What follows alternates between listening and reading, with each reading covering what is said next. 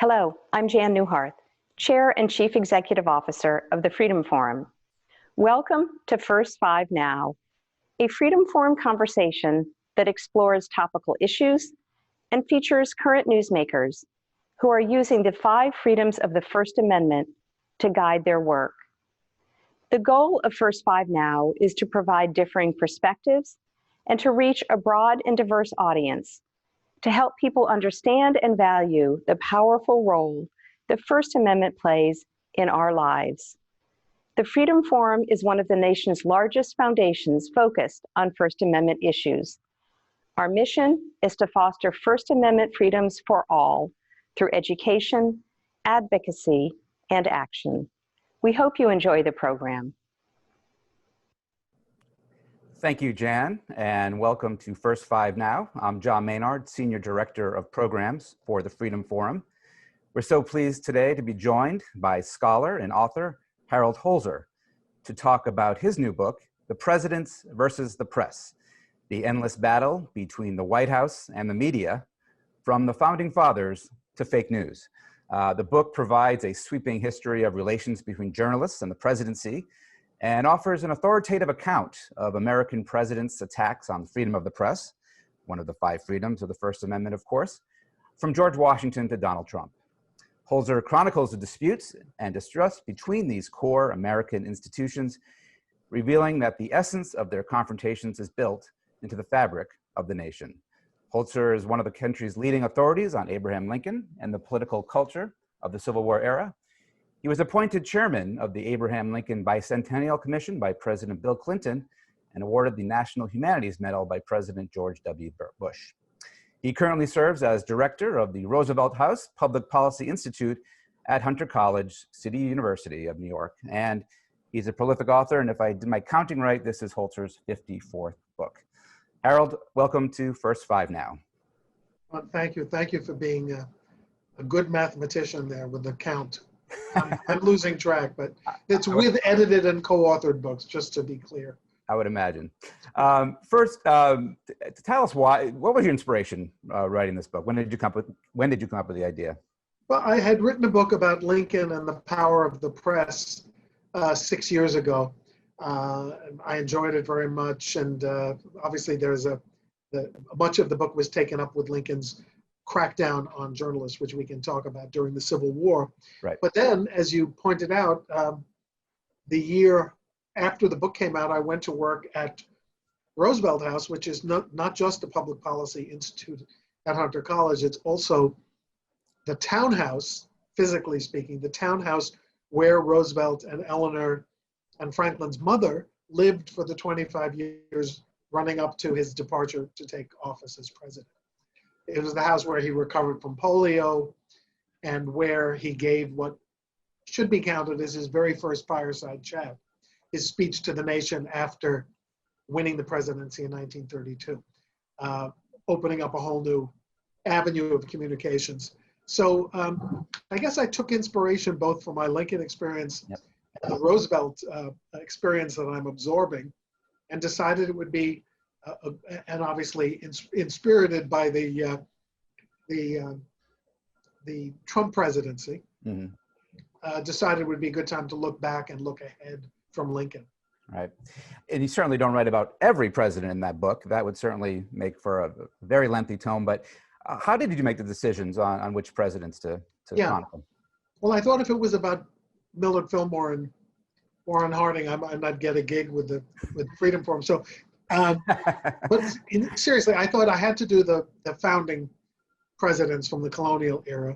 Yep. And then I just, until we got to the modern era, to Kennedy, where I first became interested in politics and government when I was a kid, I thought I would do the presidents who had a major impact on the evolution of the relationship between the presidents and the press. So Jackson, who employed journalists in the White House, Lincoln with his crackdowns and his patronage of friendly journalists for his career, and Teddy for modernizing, Wilson, the first press conferences, and then FDR. I mean, there were others I would have liked to have done, not Fillmore.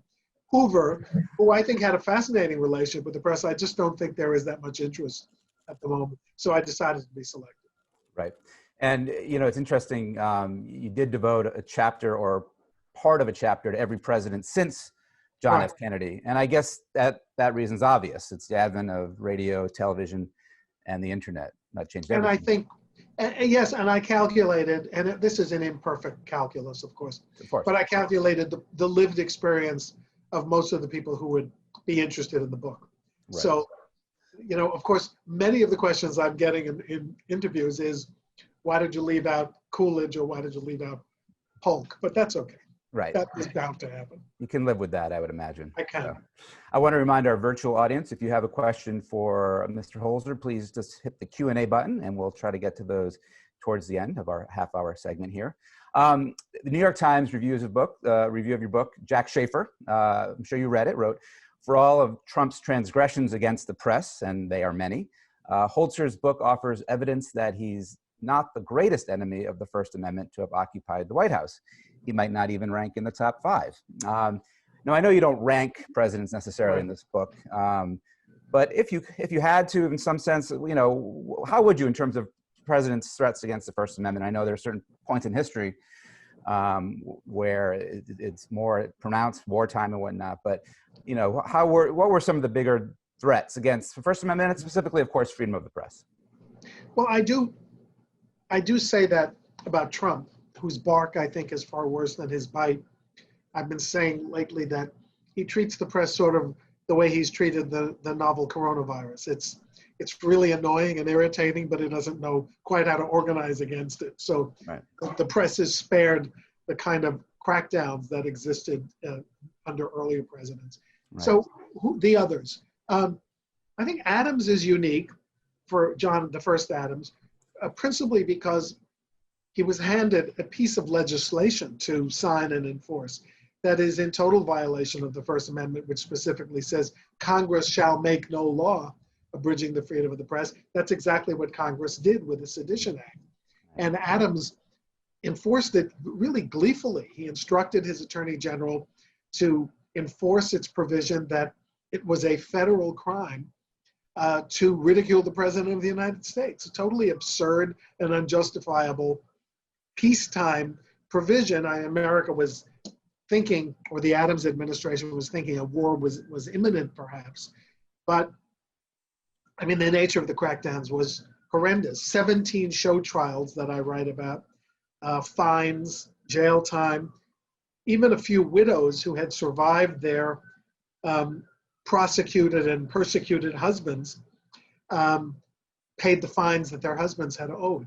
Mm-hmm. One journalist said it was a good time to convert paper into toothpicks because we were not going to have the freedom to use our paper to express our opinion. And think of it also that the entire federal judiciary at the time, including the Supreme Court, had all been appointed by Federalists, by Washington and Adams. So of course they were going to be unsympathetic to anti-Federalist editors. So I think that's the most egregious of the offenses. Lincoln's crackdown remains controversial, did not have congressional authorization except post facto, sort of endorsing his suspension of habeas corpus.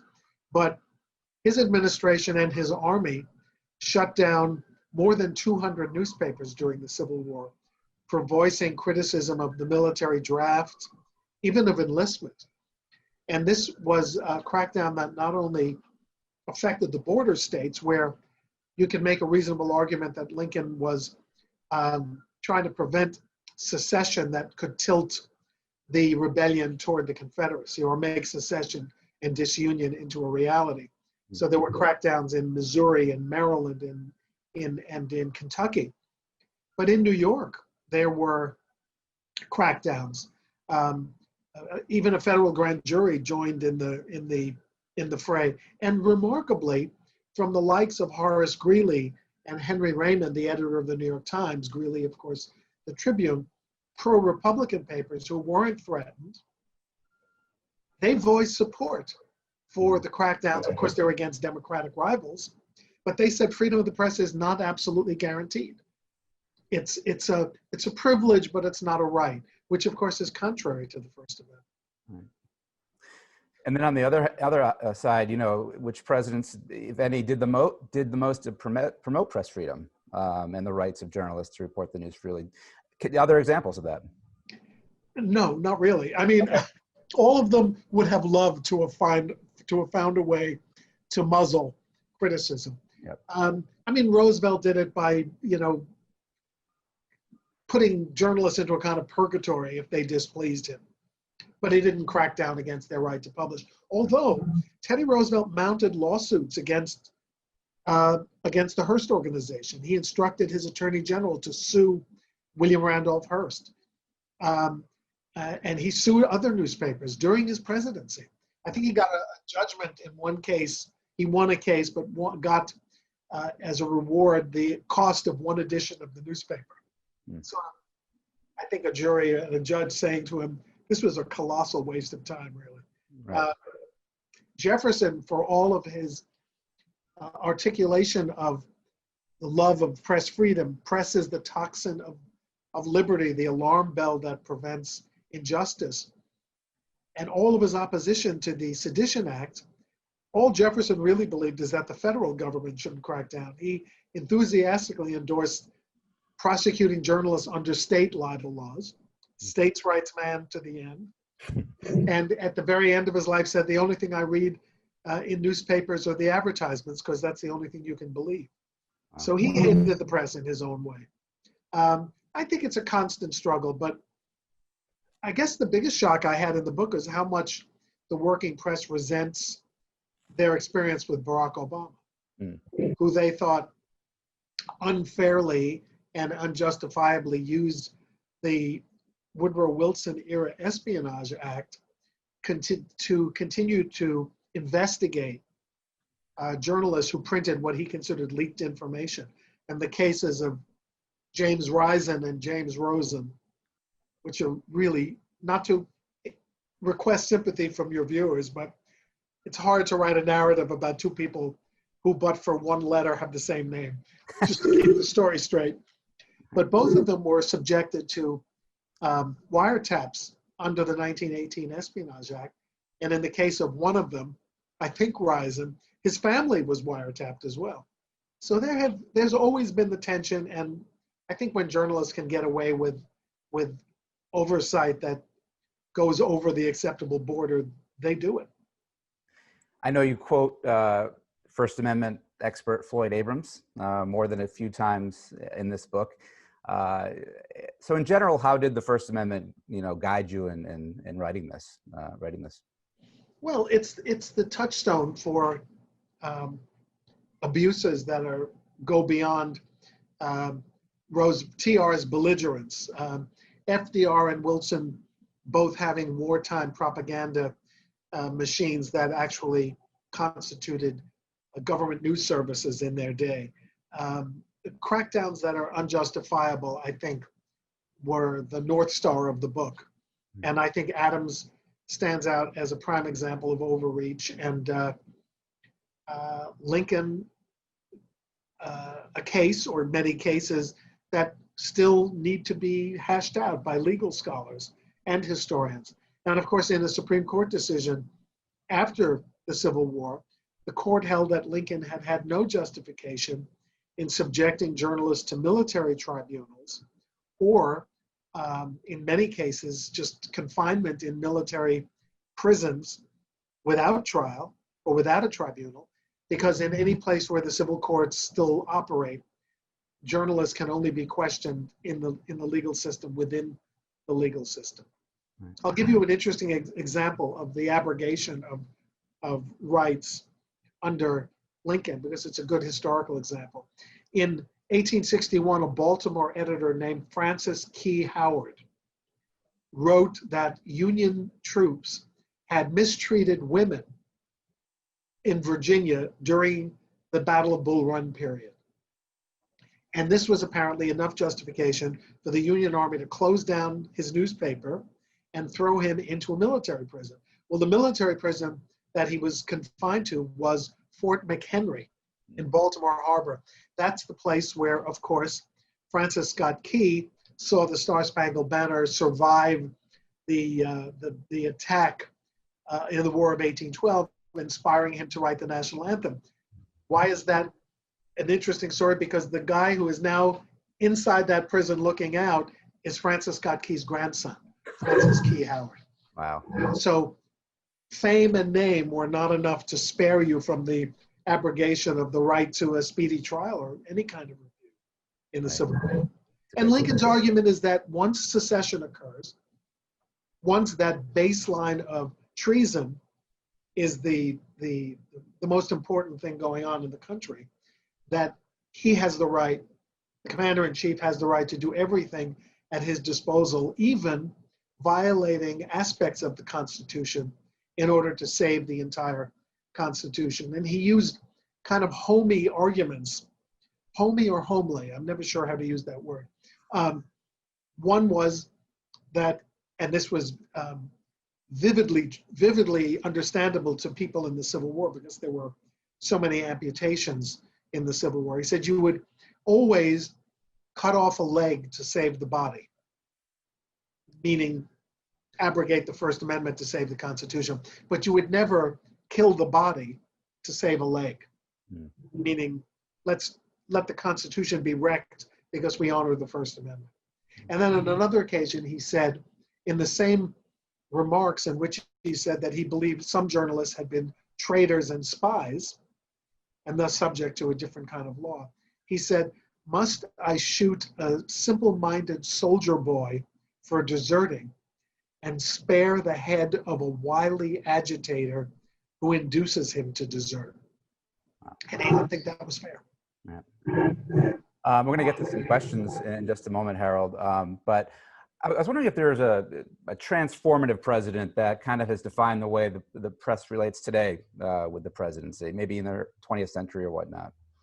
Well, several transformations, I think, are due to very clever chief executives' use of new communications technologies. And I calculate that there are three geniuses in this respect. One is FDR, who used the radio in his fireside chats, while having a wonderful, personal relationship with the White House press corps to such a degree that they intentionally hid the full extent of his disability and agreed among themselves not to take pictures of him in a wheelchair or being lifted in and out of automobiles. Later, that became government policy, by the way, another violation of freedom of the press. But in the beginning, it was just a gentleman's agreement. Yeah. And there was Kennedy with also a good relationship with the press, also willing to hide his indiscretions. But Kennedy used television and the televised news conference to create his own relationship with the people outside of the filter of the press. And by the same token, Donald Trump, in mastering Twitter through his avalanche of daily tweet storms, has not only gone around the press, but has managed to dominate the press almost every day by making sure that his messages lead the coverage of the rest of that calendar date. We are living through an exception to that when someone else, a journalist, is leading the discussion in another direction. But anyway, those are the ones I argue are the most consequential as communicators. But if there's one president who maybe unconsciously changed the way the press and the president interact, it has to be Richard Nixon. Fueled by a 20-year-long antipathy toward the press that began in his earliest days and continued through the Checkers speech episode, which he blamed on the press, his loss to Kennedy, which he blamed on television, his loss to in his comeback bid for governor of California, which he attributed directly to the press in his infamous news conference, in which he said, "You don't have Nixon to kick around anymore. This is my last press conference." And then by sicking Spiro Agnew to denounce the press, to implicitly threaten their broadcast licenses if they criticized Nixon or engaged in discussion and analysis, as cable news and TV news was beginning to do in the Nixon era. And the enemies list, enriching many people on the enemies list. I love the Daniel Shore of CBS quote in my book.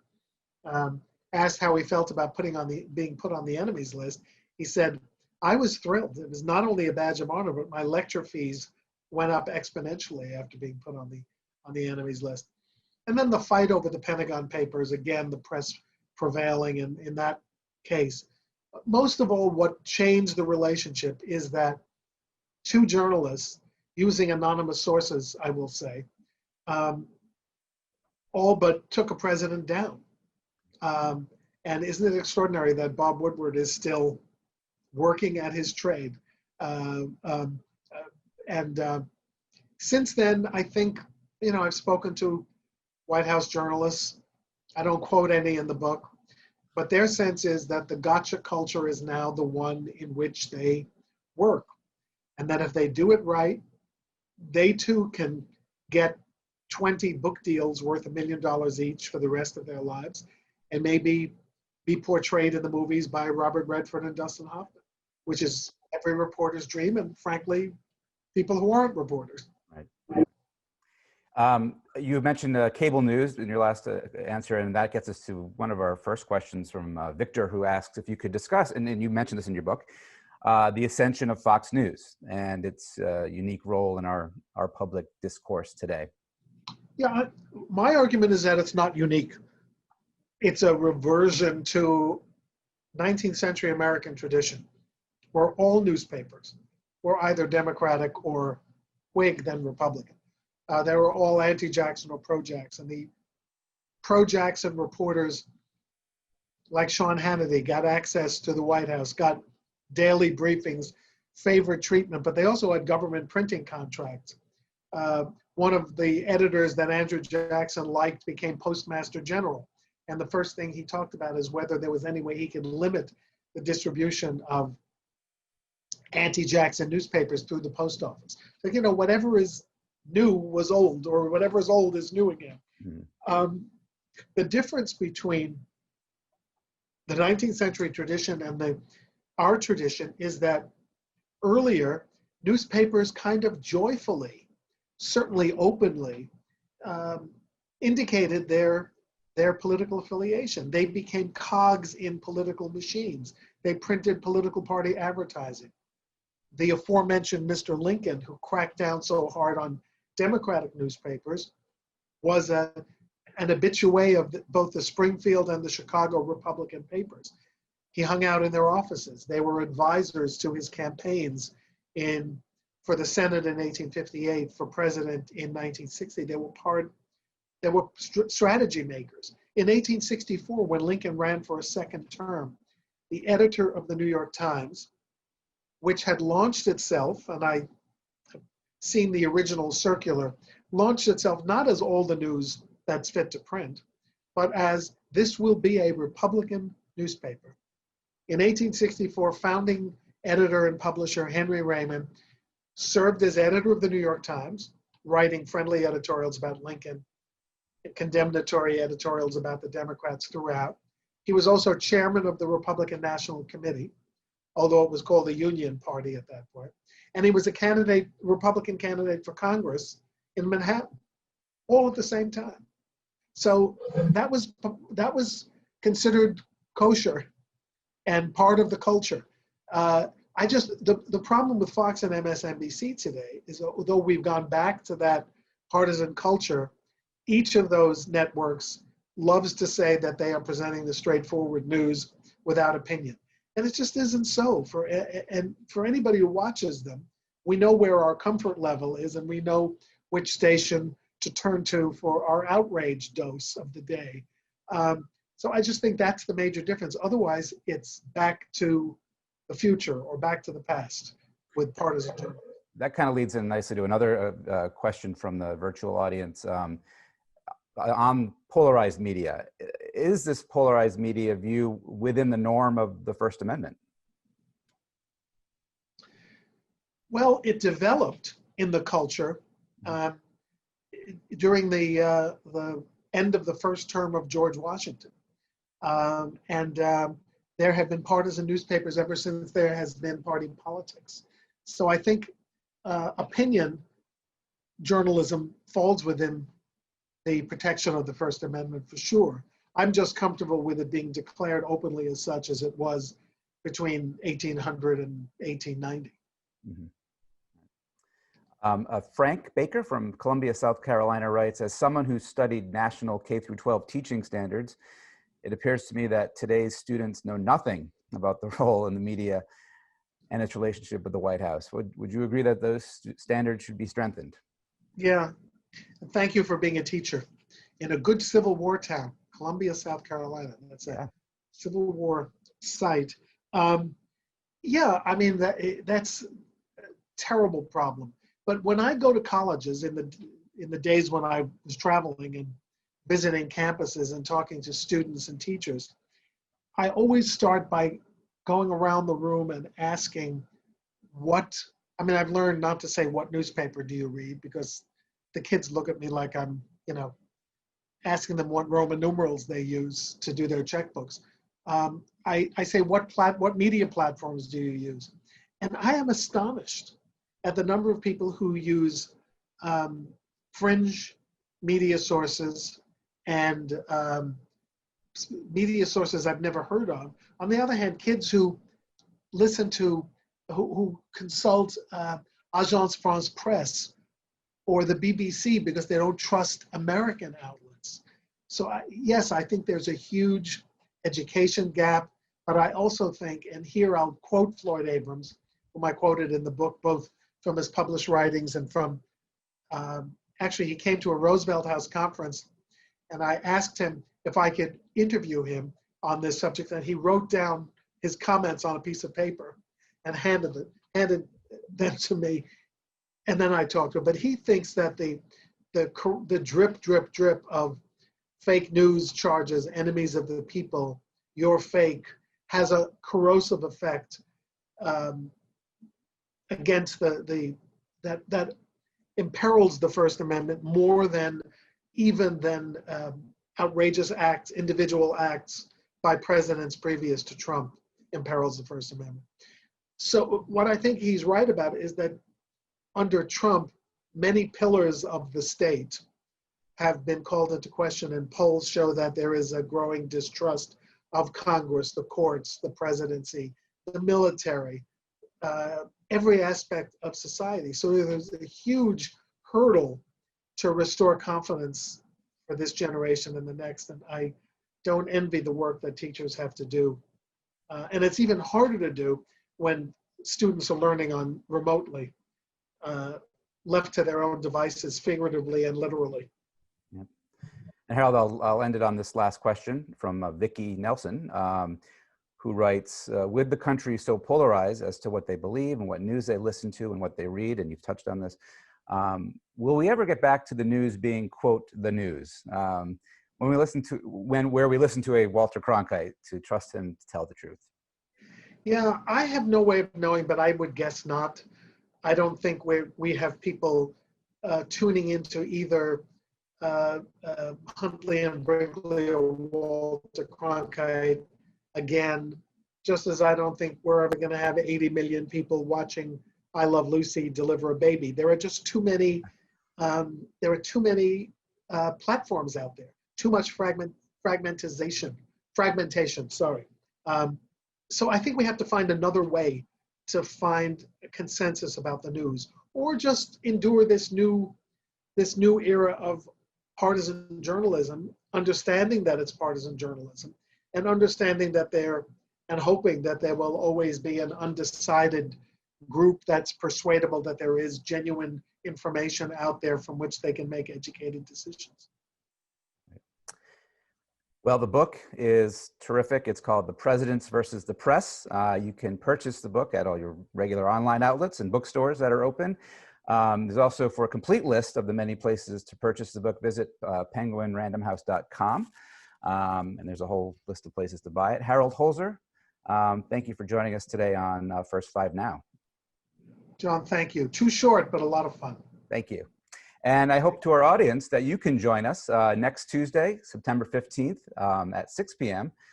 for a program called A Salute to Al Newharth, Diversity and the First Amendment, a special event coinciding with the Library of Congress and its recent edition of the Papers of Al Newharth, who founded USA Today, the Newsam, and the Freedom Forum. On the 38th anniversary of the launch of USA Today, the event celebrates Newharth and his pioneering commitment to diversity in the news.